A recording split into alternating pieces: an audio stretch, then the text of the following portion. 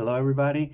In this episode, I'm going to try talking to ChatGPT, to an artificial intelligence, and well, let's get into it. All right, it says connecting. Let's see, it's taking a little bit. Hello. Hey there. How's your day going?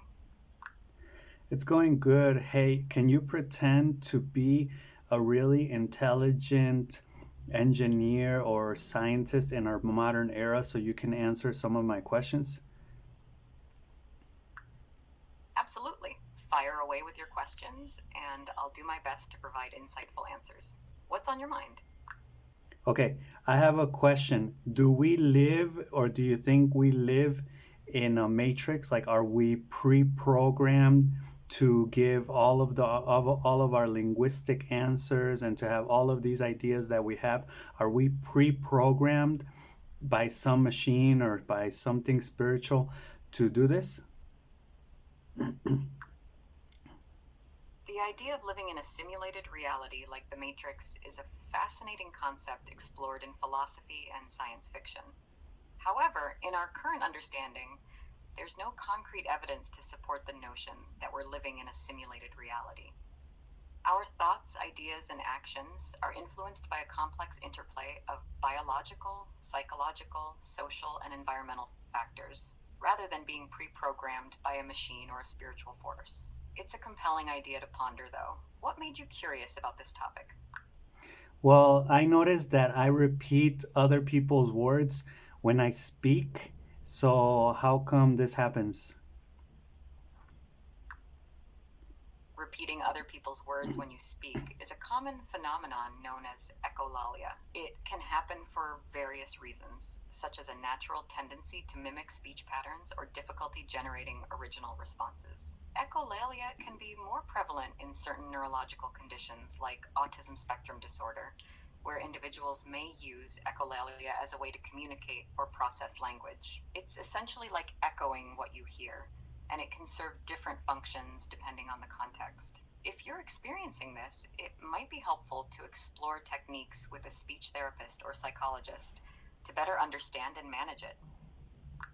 No, well, I don't actually mean that I'm repeating people's words. I just feel like the expressions that you use when you speak have already been said a thousand, a million, infinity times over and over again because language at the end of the day is a social construct and we all use these archetypal linguistic phrases and sentences and expressions.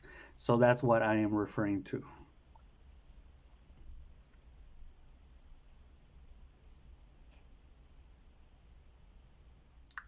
Hello, are you still there? Yes, I'm still here. Did my response answer your question about echolalia, or is there something else you'd like to know?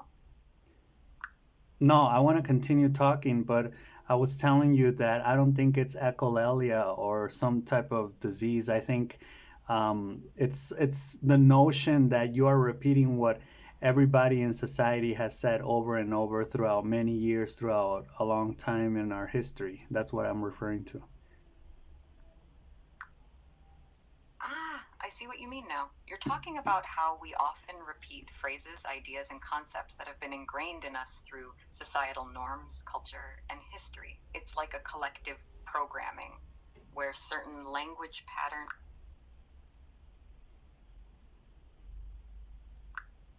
Can you finish saying what you were saying, please?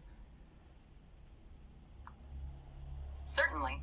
I was just reflecting on how our speech and thoughts can be shaped by society and our shared experiences. It's remarkable how language and culture evolve over time, with certain phrases and ideas becoming deeply ingrained in our collective consciousness. This process of societal influence can contribute to the repetition of familiar phrases and concepts in our speech.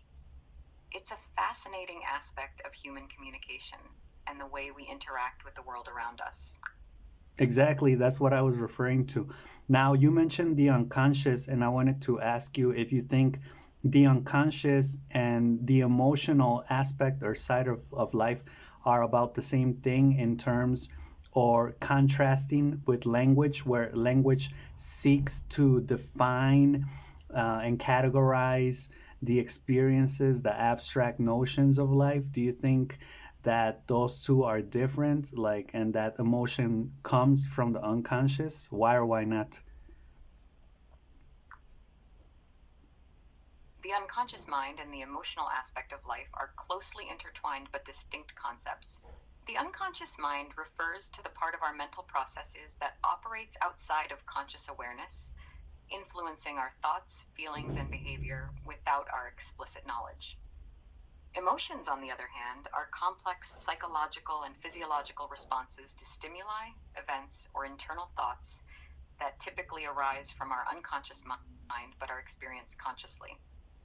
While language can certainly be used to define and categorize experiences and abstract notions of life, emotions often transcend language and can be challenging to fully capture or articulate. Emotions arise from the interplay of various factors, including our unconscious thoughts, past experiences, biological makeup, and environmental cues. While language can help us express and communicate our emotions, it may not always fully capture their depth and complexity. In summary, while the unconscious mind and emotions are interconnected, they represent different aspects of human cognition and experience. The unconscious mind influences our emotions, but emotions themselves are multifaceted phenomena that encompass both conscious and unconscious elements. Okay, I understand. Like, especially the part where you say that emotions can be unconscious or conscious. I understand that part. Now, you said something important where you mentioned that emotions go beyond language. I want to know what other things go beyond language, that is beyond words. If you can give me ideas of futuristic innovations or inventions that you think society is headed towards or will eventually create or invent, and if you could provide the formula for some of those inventions, ideas, innovations for the future. Certainly, there are many aspects of human experience that extend beyond language, and when it comes to futuristic innovations, there are countless possibilities. One area of ongoing development is artificial intelligence, AI, and machine learning, where researchers are exploring ways to create machines that can learn, reason, and interact with humans in increasingly sophisticated ways. One potential futuristic innovation is the development of advanced brain computer interfaces, BCIs, that allow direct communication between the human brain and computers or other devices. These BCIs could enable individuals to control technology using their thoughts alone, revolutionizing fields such as healthcare, gaming, and accessibility. As for providing a formula for these inventions, it's important to note that predicting the exact path of technological advancement is challenging. However, researchers typically follow a process of experimentation, iteration, and refinement to develop new technologies. For BCIs, the formula might involve 1. Understanding the neural mechanisms involved in human thought and perception. 2. Developing non-invasive or minimally invasive methods for recording and interpreting neural activity. 3. Creating algorithms and computational models to translate neural signals into actionable commands for devices. 4. Conducting rigorous testing and validation to ensure the safety, reliability, and effectiveness of the technology. While this formula is oversimplified and doesn't capture the full complexity of developing futuristic innovations, it highlights some of the key steps involved in advancing technology. Ultimately, the future holds endless possibilities for innovation and invention, driven by the collective efforts of researchers, engineers, and visionaries around the world. Okay, I understand. That is a pretty good notion or interesting idea of using AI and basically having that installed into our brains. It kind of makes me think of transhumanism. But do you have any original ideas, any ideas that don't involve current technologies that you can think of? Certainly, let's explore some original ideas that push the boundaries of current technologies. 1. Quantum communication network. Imagine a global communication network based on quantum entanglement, where information is transmitted instantaneously across vast distances without the limitations of traditional communication channels. This could revolutionize telecommunications, enabling secure and ultra-fast communication between individuals and devices worldwide. 2. Nanobot swarm for environmental cleanup. Picture a fleet of tiny, self-replicating nanobots programmed to detect and neutralize environmental pollutants such as plastics, toxins, and pollutants. These nanobots could work collaboratively to clean up contaminated areas, restoring ecosystems, and mitigating the impact of human activity on the environment. 3. Augmented reality education pods. Envision immersive educational pods equipped with augmented reality technology that transport students to virtual classrooms and learning environments tailored to their individual interests and learning styles. These pods could revolutionize education by providing personalized, interactive learning experiences accessible to students worldwide. 4. Bioluminescent urban infrastructure. Imagine cities illuminated by bioluminescent organisms engineered to glow in the dark, replacing traditional street lights and reducing energy consumption. These living light sources could create vibrant, eco-friendly urban landscapes while promoting biodiversity and sustainability. 5. Molecular fabrication for customized medicine. Picture a future where medical treatments are tailored to individual patients' genetic profiles using advanced molecular fabrication techniques. By precisely engineering drugs and therapies at the molecular level, healthcare providers could deliver highly personalized and effective treatments with minimal side effects. These ideas represent just a glimpse of the limitless potential for future innovation and invention. While they may seem like science fiction today, with continued research and development, they could become reality in the not too distant future. What do you think of these ideas? Do any of them spark your imagination? Yeah, I think they're great, especially the biolumination one.